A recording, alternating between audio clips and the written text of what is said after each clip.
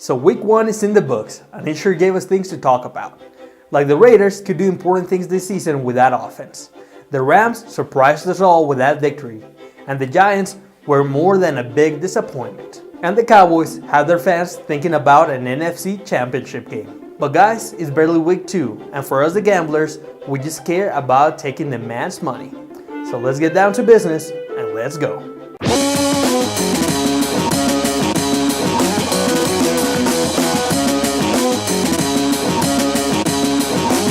So here we go. Yeah, we know the Patriots let us down.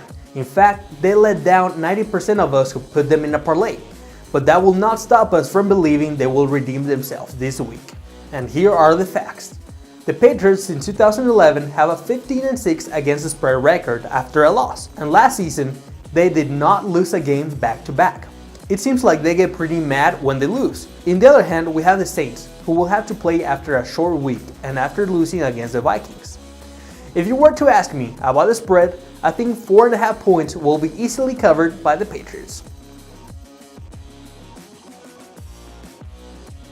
Oh boy, we're about to see some action in the game between the Lions facing the Giants Monday night. Last week, we saw Stafford doing what he knows to do and getting another fourth quarter comeback in his record. And the Lions offense looked good with Stafford feeding his receivers. That is just the complete opposite of what we saw from Eli Manning. He looked lost, with no receivers and no run game at all. I just cannot see the Giants winning these games.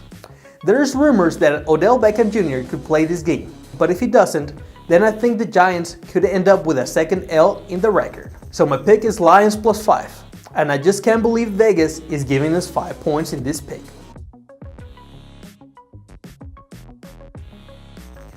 For the third pick, we have the Cowboys opening as favorites visiting the Broncos. After watching the Broncos games against the Chargers, I was just perplexed. I didn't know what I was watching. The Broncos had a 17-point lead and I was just about to turn the TV off and go to bed. I thought they had the game won.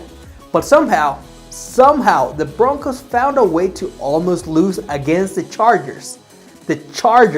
And now the Broncos have to face the Cowboys, who gave a great exhibition of their tools, like Dez Bryant, Jason Witten, and Ezekiel Elliott in the offense. And they also have a good defense, with Sean Lee putting pressure in the quarterback. So I'm sure Sean Lee will find the gaps in the Broncos offense line and will sock Trevor Seaman multiple times. Vegas put the Cowboys at 2-point favorites, which is just right for us to make some money on this game. For a risky pick, we have the game who should be a breeze for the Oakland Raiders when they face the Jets. Although for us who like to gamble, we're going to have a tough time since Las Vegas gave Oakland a 14-point spread.